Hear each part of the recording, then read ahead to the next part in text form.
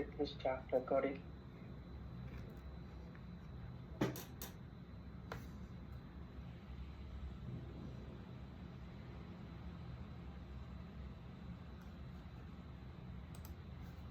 Yeah. Hi Vinit.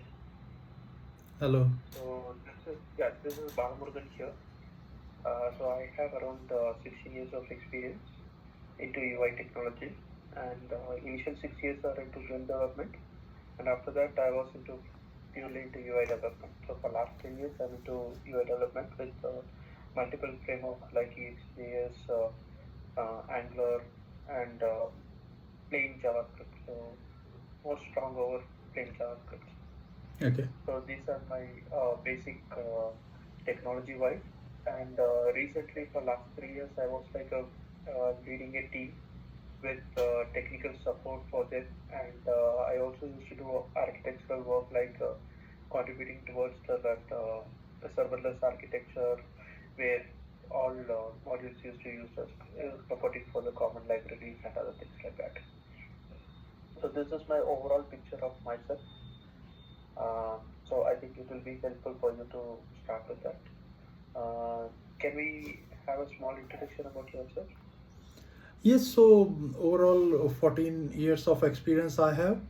Out of 14 years, 4 years I have in um, architect design for UI, and approximately 10 years I have experience, hands-on experience, where I work as an individual contributor. That roles are basically related to creating the mockups, creating the proposals, working on the projects, and the domain is primarily on BFS. I have worked, and I am certified Scrum Master, and I have good knowledge about the cloud computing and agile methodology.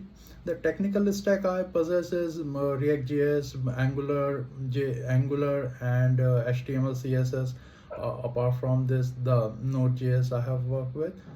There are several other utility libraries I know. I work with different CSS preprocessor CSS libraries that includes MUI, Bootstrap, Material, and currently also working on the BFSI project as a assistant manager with Cinecron. Okay. Yeah.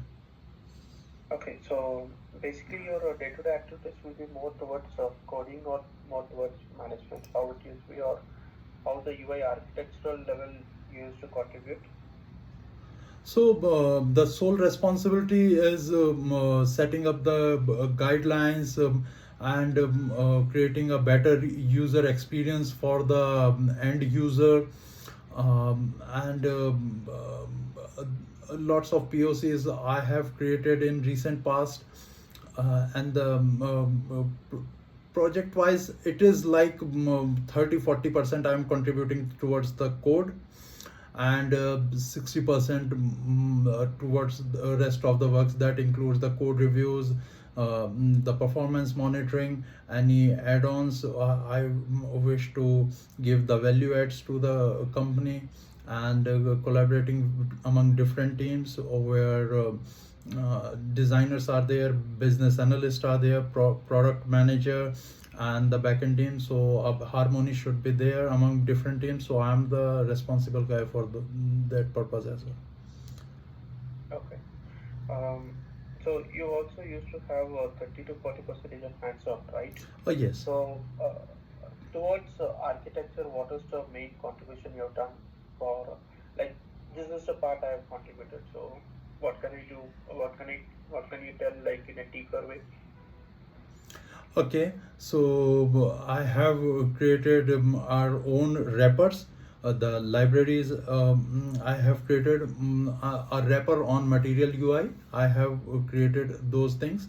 I have created packages for our own purpose, because we are using currently in React, so we are not uh, allowed to use third party modules. So whatever modules we are using, I have contributed a lot.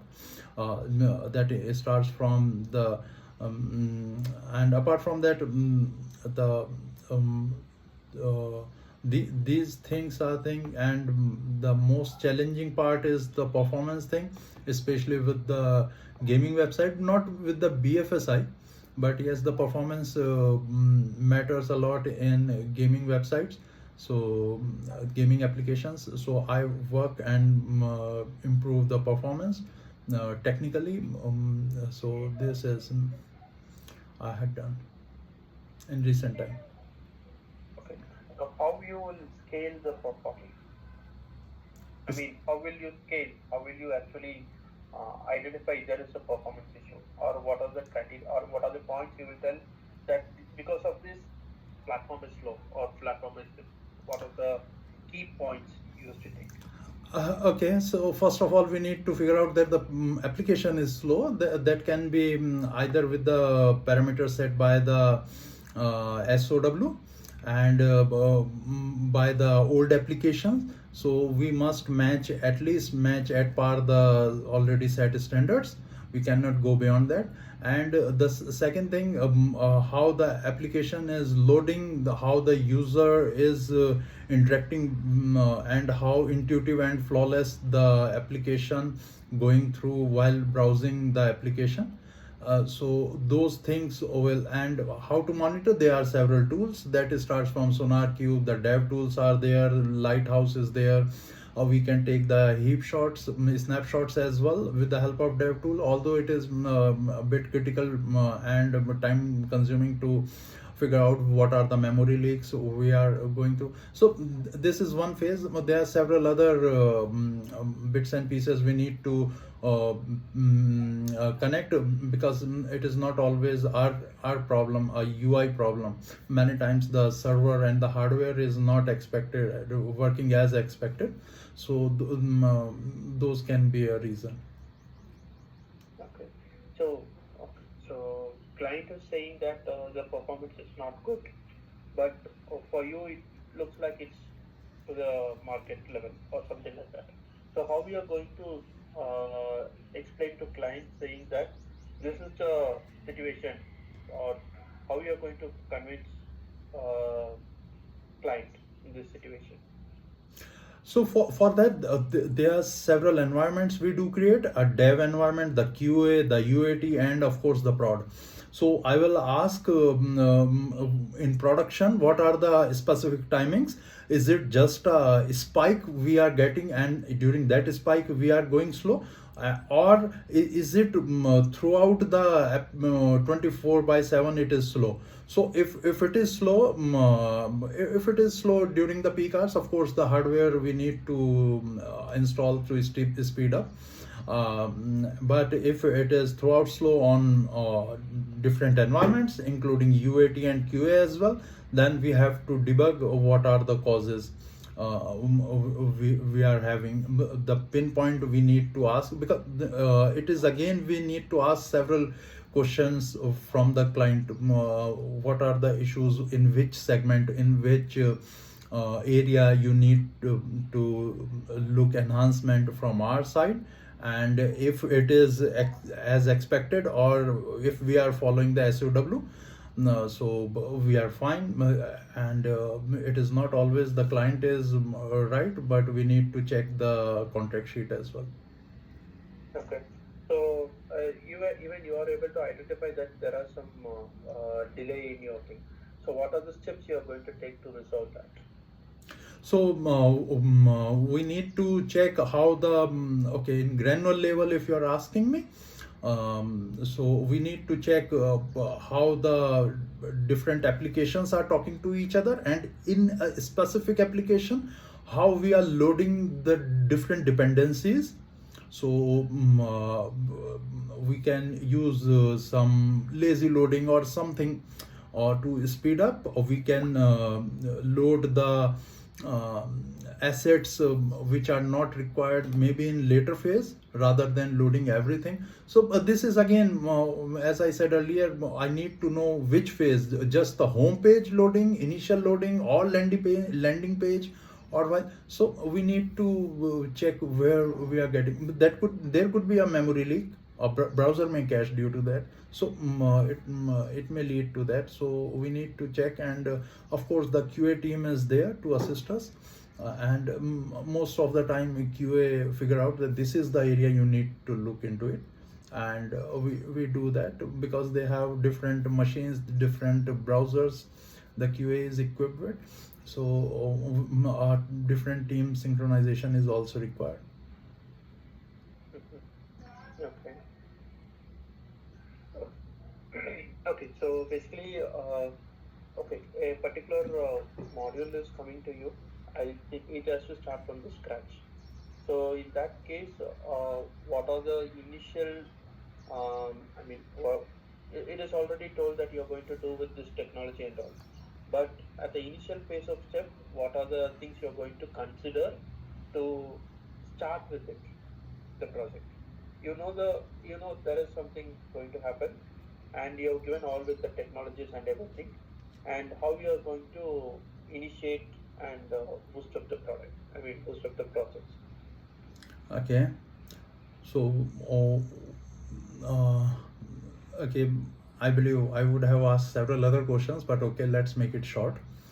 So we need to identify the models, what models we are going to use, the develop.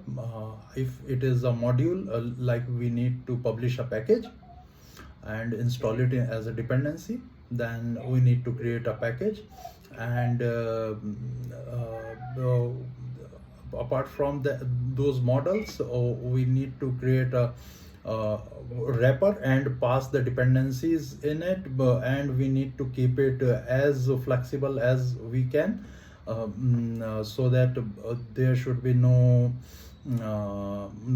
less scope for rigidness. The module should be scalable, and integrate irrespective of the environment, because in our application.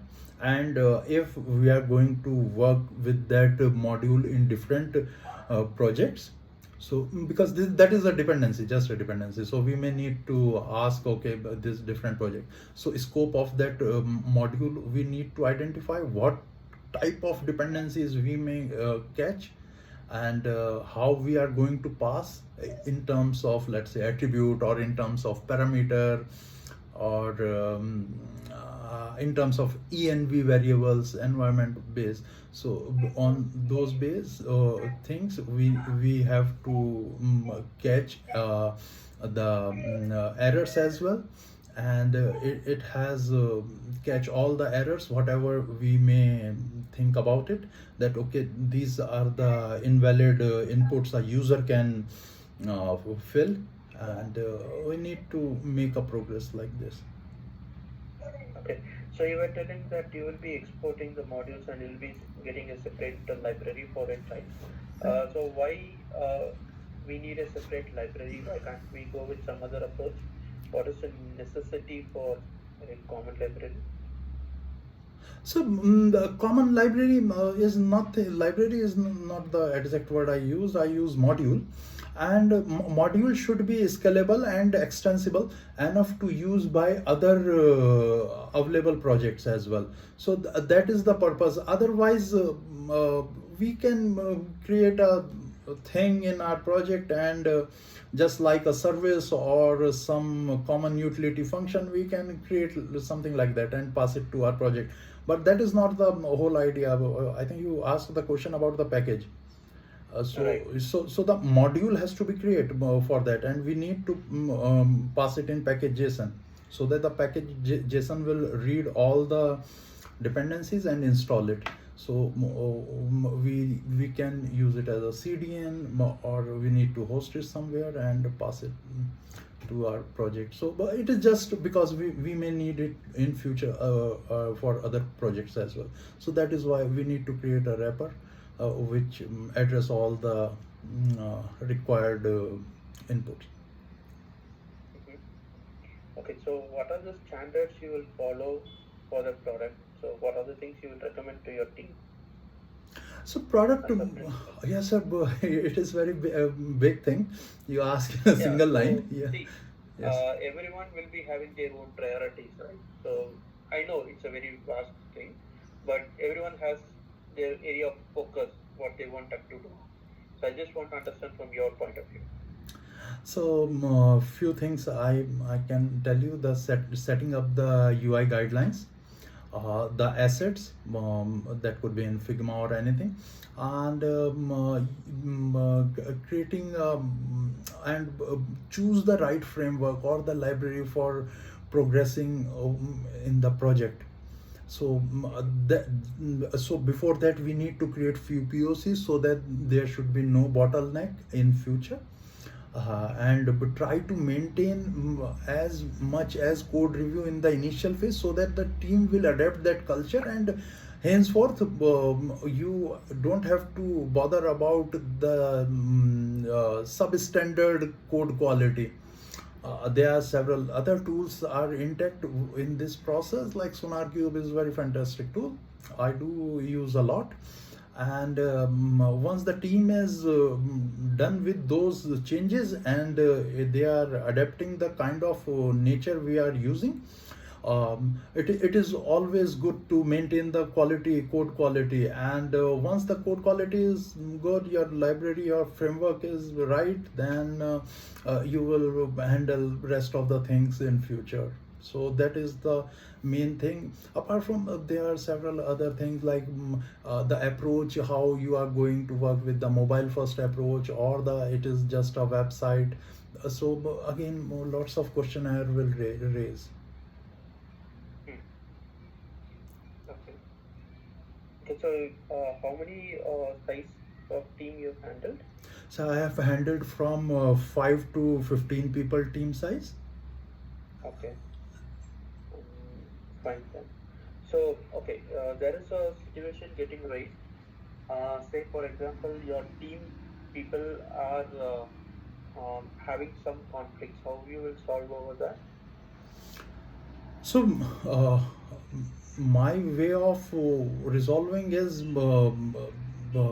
either this is more about the collaboration.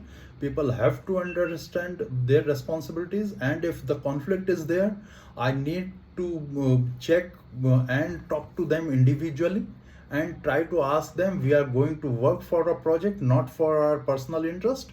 We are here for a company who is going to demonstrate our work. So it's an individual, not an individual effort. It is a team effort, and we need to focus on our agenda, our goals, rather than fighting for small petty issues. So the aim is, the goal is very big, and the challenges, of course, it comes that who is going to ownership of that, and who is not ignoring their stuff, because of someone's task, someone else task is getting delayed, and he may get frustrated.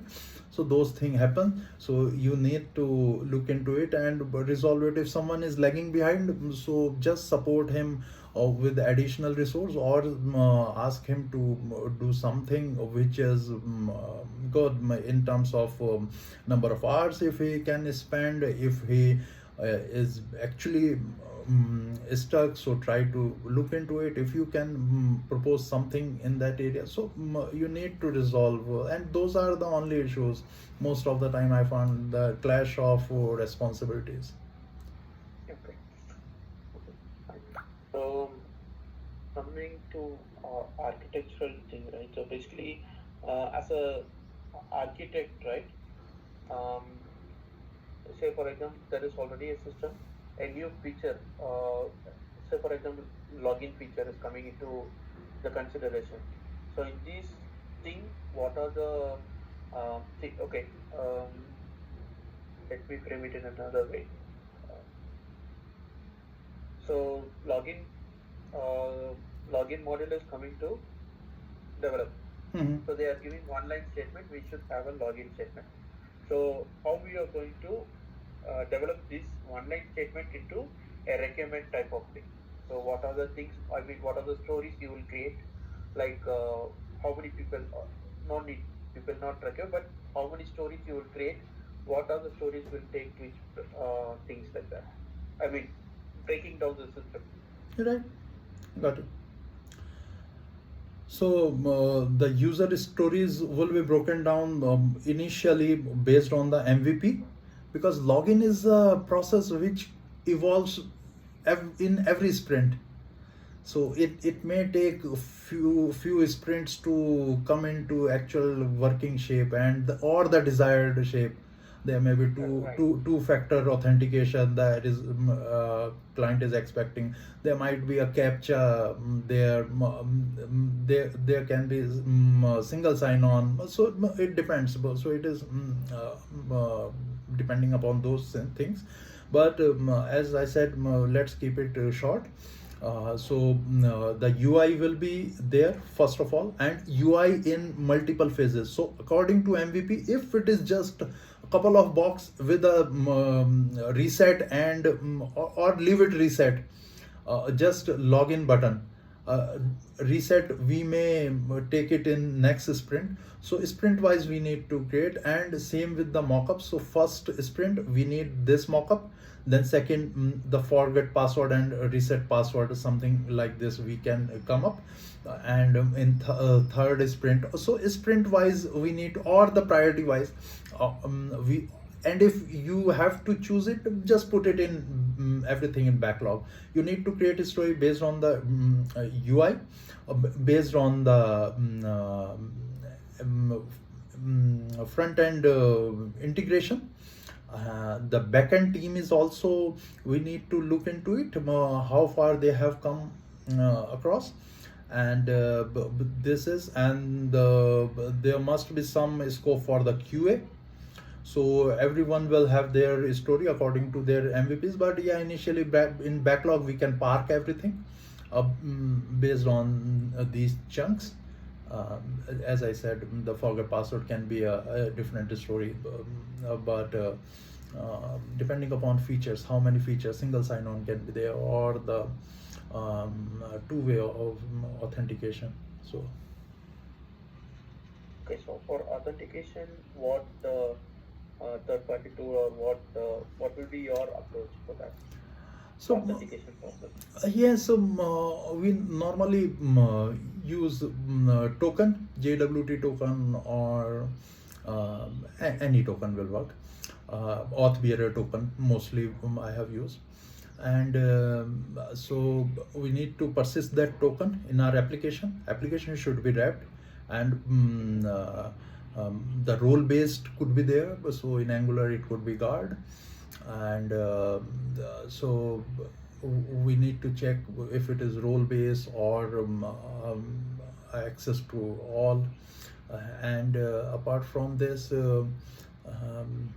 authentication, if you ask me, in Node.js we use bcrypt to encrypt the password. And it depends upon how many time you need to refresh that token. So it could be 3 minutes or 5 minutes. So that token will be refreshed, and every request will have that token in normal scenario. And we can set it up in header. So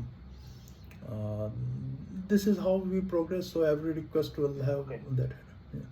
So what are the details you will be storing in your front end, and what are the details you will be manipulating in the backend? So in backend, the username, the password, become multiple tables will be created. So a user detail may be one, and the same user may be used as a secondary key in the password table. And we need to, based on that password, we need to update the token which we are going to expose to our client. So we need to maintain those tokens and the passwords and the username in table. And in front end, of course, but that token will be stored either in local storage and or we can use cookie as well.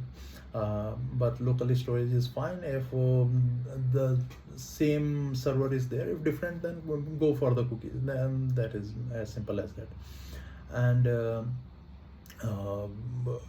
setting up the token on the first time, and rest of the time you just need to fetch it, and if the new token is there from the server, just update, overwrite the local one, and based on that token you need to grant the access. Okay, so you're storing the you're going to store the token in your local storage. That's what you're saying, right? Yeah. So in that case, what will be the security issues? Can't a person hack over there? No, the local storage is secure, but there is a limit that the same domain codes problem may occur. Let's say the authentication server is different, coming from different domain. Then it will be a limitation. We need to go with the cookies. Yeah, the problem with the cookies arises. So local storage is secure. No one can contact outside the application. Okay, so what are the details you will be storing in local storage, and what are the details you will store in session storage? So in session storage, if user, let's say, did not check keep me sign in, so the password must be there, or okay, it's just not about the token. So if he doesn't check in, so session will be there to uh, use the things, the token, and the user ID and other metadata. And if user say okay, persist the data, then go for the local storage, and it does work well. Okay.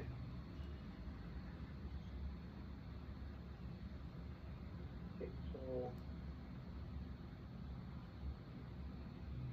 okay, since you said you have hands-on, can we have a small technical things over there? Yeah, sure.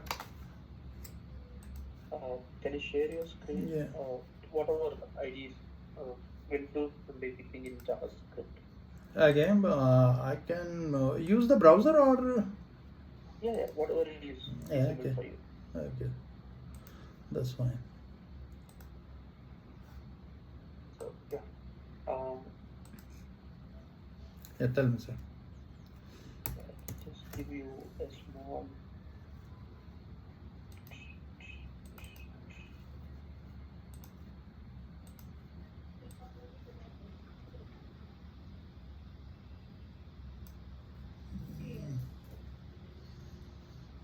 So in chat I'm giving you. So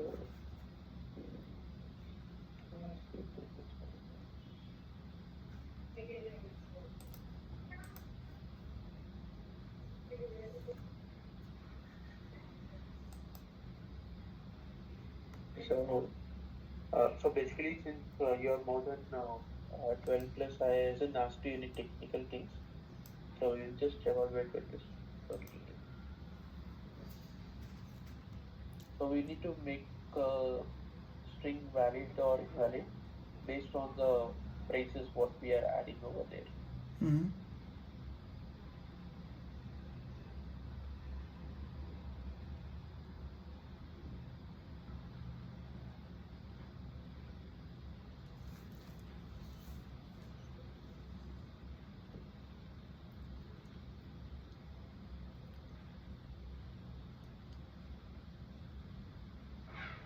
Are you pasting something?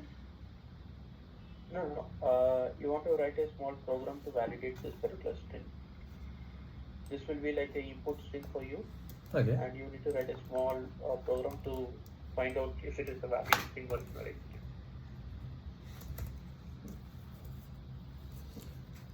string.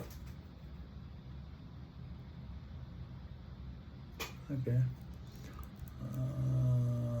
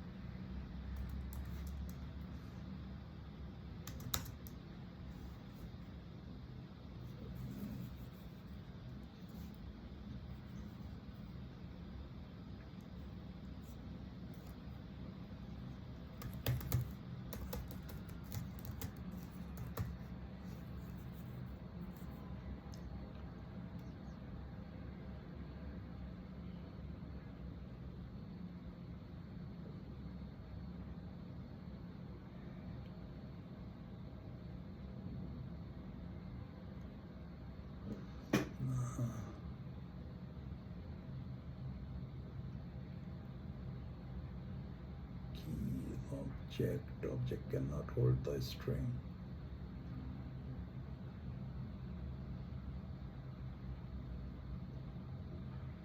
Foreign if object.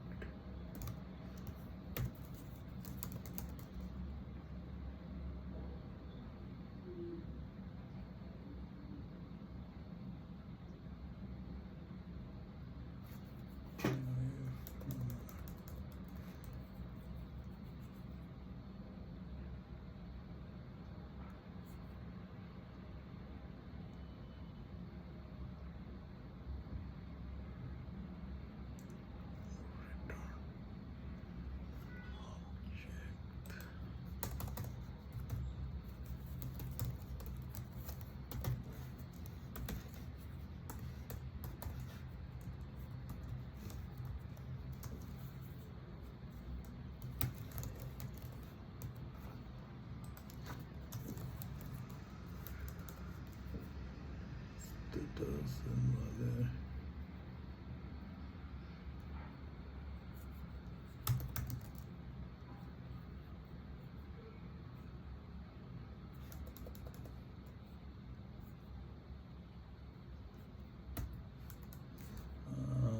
Get status invalid.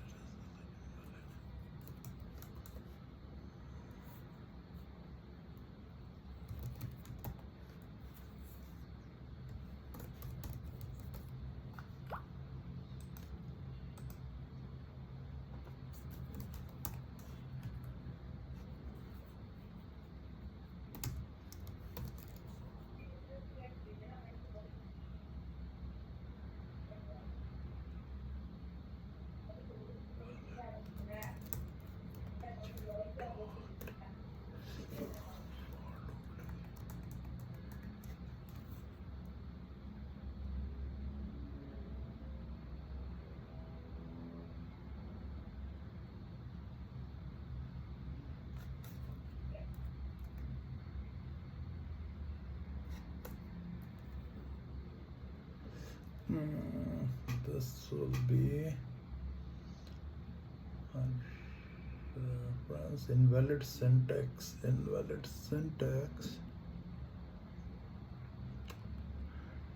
Need to check invalid syntax actually here. So one is to get the status, check object, and the object, if it goes like this, if it is this one, this is syntax is fine. If syntax is not, then and the syntax is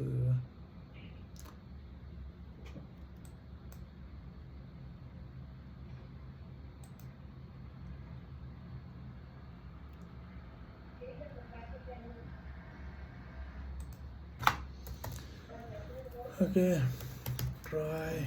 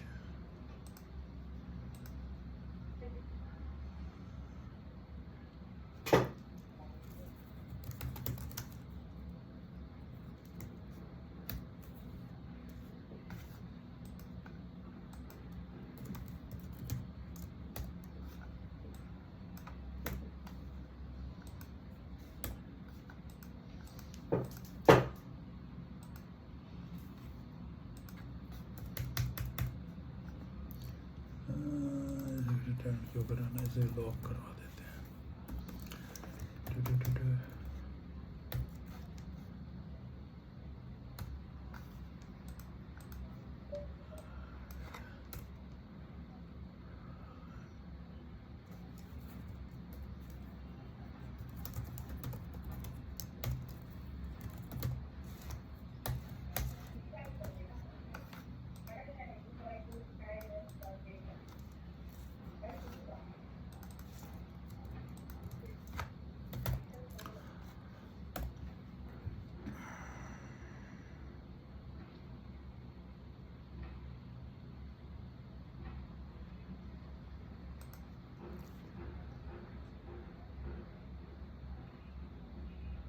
Yeah, it should work. Mhm. Yeah. If I paste it here, console. mm,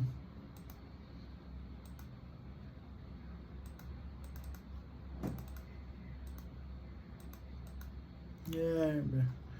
Shall I check? Yeah, perfect.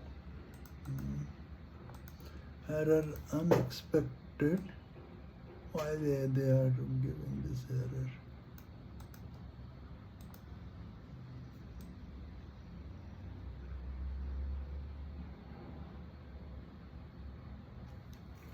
Mm,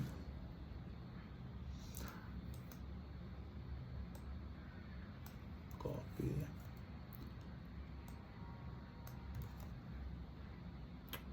Why this?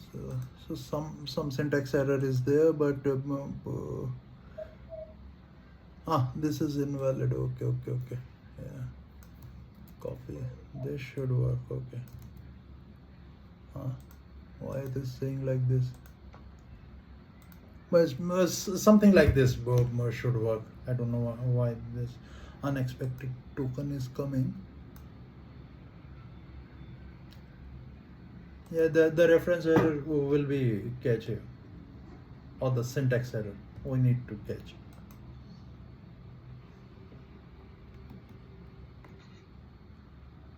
Okay, so what are the types of POC you've done? Can you give some brief on that? So POC in every project, whenever we try to add a new feature, we need to work on the POC or before starting. So I have done uh, all kind of POCs in every scenario, in existing project, new project, um, the proposals. So I have worked in all the three POCs, and most of them turned into actual project later on. So these are the types of POCs I have done. Okay, so a function is so a functionality is coming into your path. So you will be taking that and you will be showing a POC for that. Am I right? Is my understanding is correct? Come again? So if there is a functionality is coming in, Yeah. so you'll be doing a POC on that first, and you'll be demonstrating, and then the further development will be happening. Is that correct? Yeah, Or one more point apart from the demo, we need to understand that whatever technology we are using is extensible and scalable enough to fulfill our needs. Yeah. So these two things. okay. So which language you have done the POC in? So mostly just for showcasing, for proposals, which you may know that it may or it may turn or may not turn.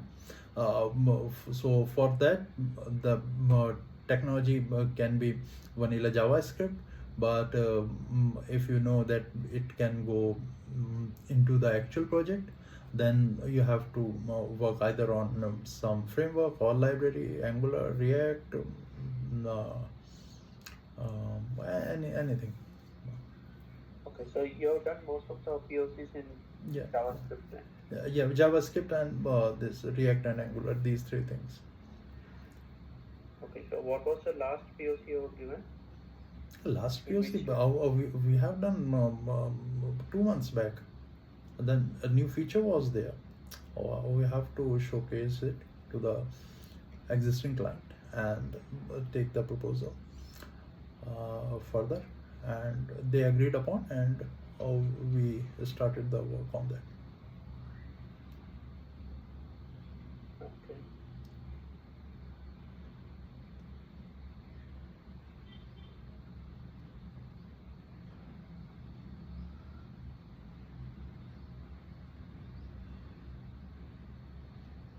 So in existing project, any value add you wish to ask for for growth of your business. You have to do something, and with or without consent of your client, you do that. So, you're already part of Genpact, or you're just applying for it right now? I'm applying for that. Okay. I'm working for Cinecron, Okay. Pune. Got it.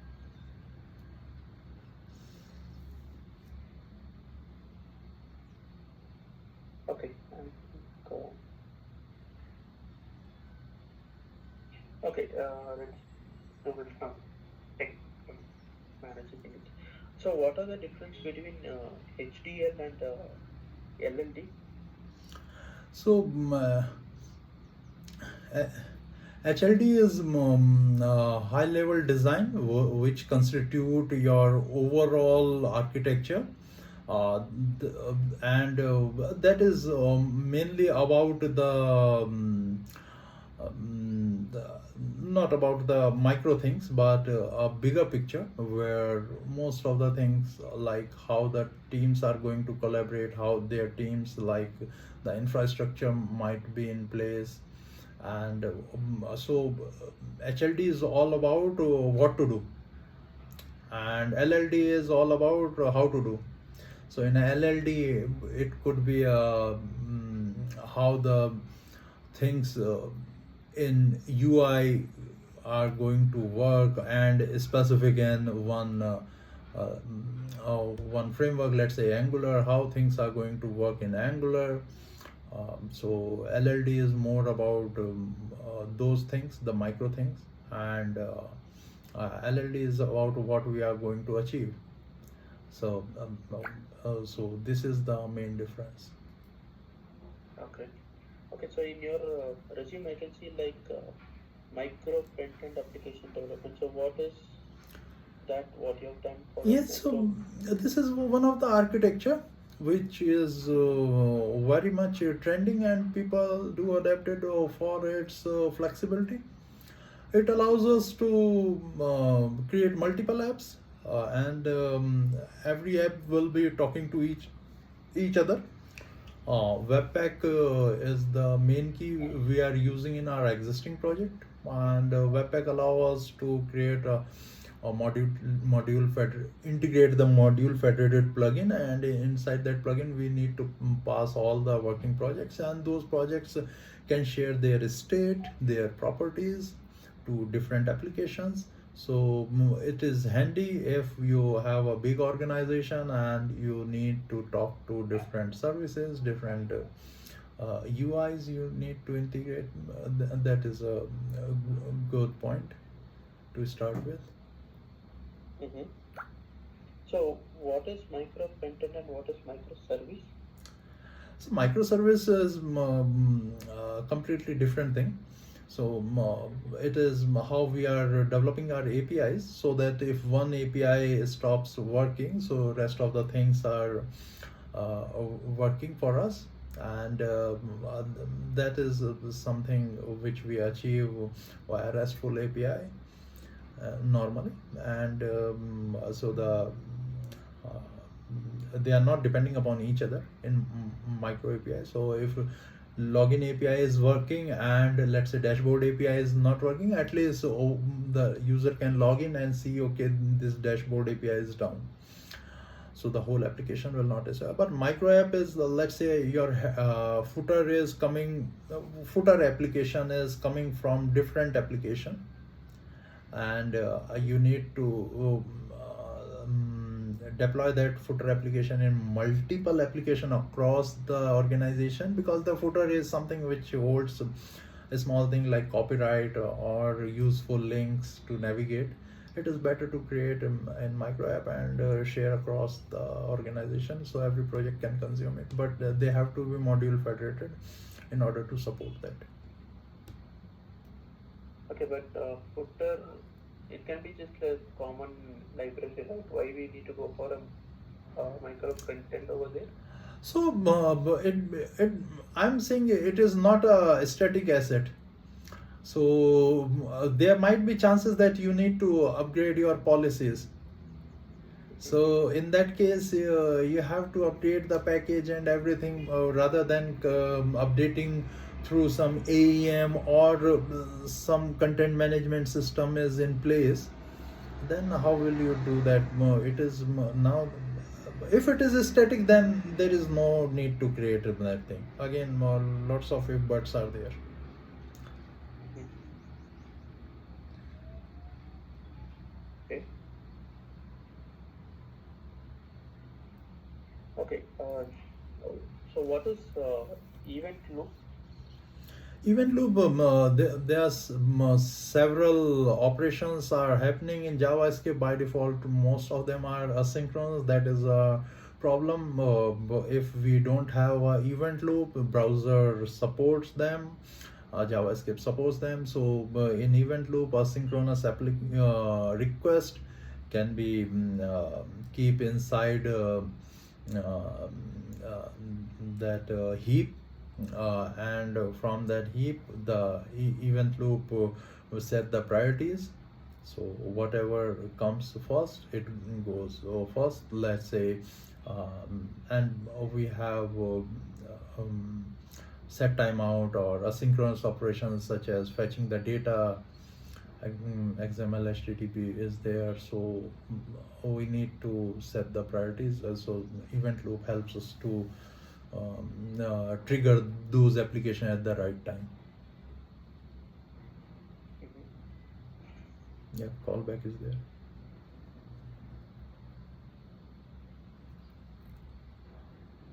Okay. Uh, so what are the steps involved while rendering a page in our browser?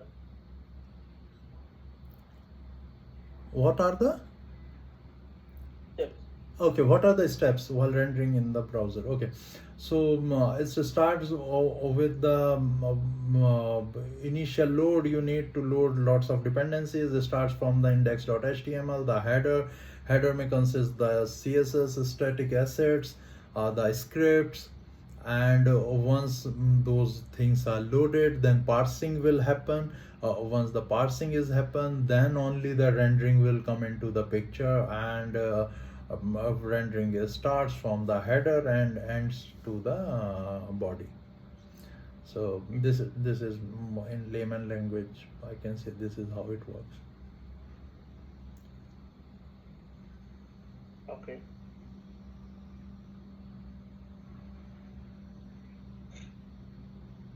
So how this set interval works in that particular page? If you are writing a set interval, how that works? So set interval ensures that the certain events or certain set of instructions will trigger periodically, uh, depending upon the time you have set in the set interval. So if it's a 5 seconds, so set of instructions after 5 seconds, every time they will trigger the statements we write inside the function. And if we don't need it, clear interval is there. Okay. Okay. So I was asking more about the architectural perspective in the backside of the Chrome, how it is work. So so basically, JavaScript is not a multi-threaded, right? So it used to have only one thread. So in that case, how it is able to handle the set interval? So set interval, how it is going to work again with the event loop, as we discussed, the callbacks are there. So the callbacks, it will store, the browser will be responsible. V8 engine, in just in case of Chrome, is responsible, and it keeps an eye on that set timeout or set interval. And whenever the time will about to launch, it will launch. And what was the question? Sorry, I lost it. Uh, uh, yeah, I got half answer, but Yeah, actually repeat there the is a question. flow, right? There was a flow in how set interval used to come into picture, right? Because it is not a single threaded. Yeah. Sorry, it's a single threaded, right? So Yeah. in that Yes. case, how set interval is, because set interval looks almost like a multi-threaded, right? So how that gets changed in It executes on the main thread, right? So if all the operations are done, if some operation is in between, and let's say set timeout triggers, so it will never happen unless the previous process completes. Then only the callback will be checked. Callback loop.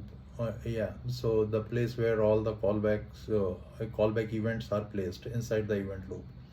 So it will pull, the main thread will pull only once the existing processes are completed. So 5 second set timeout is there, suppose. So it does not guarantee that the things will done exactly after 5 seconds, because it will need the clear main thread. If main thread is under processing doing their stuff, then okay, set timeout may take 10 seconds instead of 5. So the callback should be clear and it turn should be there. So set timeout doesn't guarantee that it will trigger in the same time. Yeah, that is a problem. Okay, so if we set a set timeout for 0 milliseconds, so how that works?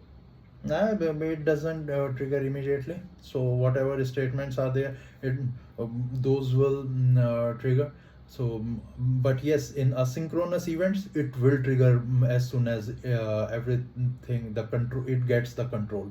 So it try to execute first the all the statements.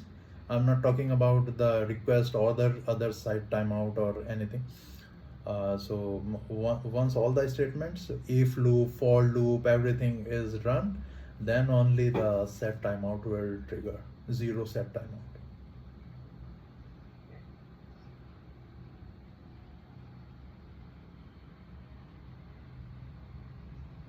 Fine then. I think I'm almost done with my questions. So you have any questions for me? Yeah, so because I just need to know more about why uh, or what sort of role you are looking for currently. I don't know if I am a match or not, but we just need to know more about, so that if not me, I can refer you someone else as well. So I just need to know more about the role. Actually, from the JD I got, okay, it is suitable to me. Okay, so mostly the role will be suiting mostly with talking with the clients and getting the requirements and doing that. But we must be in the situation where we will be giving the live technical support. I mean, so for example, if client is saying I want this, we must be in a position to say, okay, this is feasible or not, something like that. And on top of that, clients. Uh, so the more of the time it will be like hands-on development. So even though it's more experience, we will be need to give more contribution towards hands-on. Uh, but at the same time, we must be able to lead a team based on the technical aspects. So if a person is coming out with a technical question like he is not able to resolve an issue or he is not able to come up with a solution, all the things we must be able to handle. And at the same time, even with the client interaction, so we will be like the bridge between the client and our team. So it's almost like a managerial, but towards the technical aspects. So that's the reason we need a more strong in UI hands-on. Right, Bala. Well, that means I can cater your needs. Yeah, that's all. Mhm. Yeah, Thank you. wonderful. Sure. Thanks a lot, Vinit, for spending your time. Yeah, nice talking to you. Bye. Thank you. Bye.